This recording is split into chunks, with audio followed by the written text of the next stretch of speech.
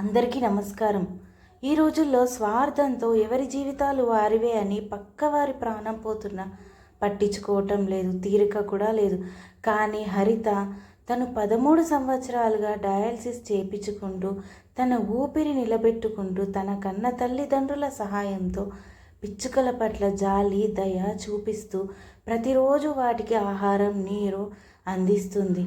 మార్చి 20వ తేదీన పిచ్చుకల దినోత్సవం సందర్భంగా వాటికి కావలసిన గూడ్లను త్వనే స్వయంగా తయారు చేసి వాటిని ఇతరులకు అందిస్తుంది.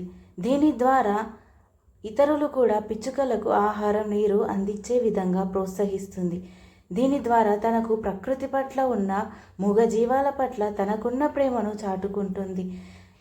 తనని ఆదర్శంగా తీసుకొని ప్రతి ఒక్కరు కూడా ముందుకు రావాలని, పక్షులకు, మూగజీవాలకు సహాయం అందించాలని తను కోరుకుంటుంది.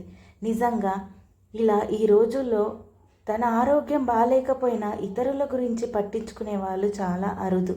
కాబట్టి తను చేసే ఈ ప్రయత్నం మీకు నచ్చితే ఈ వీడియోను లైక్ చేయండి, షేర్ చేయండి, సబ్స్క్రైబ్ చేయండి.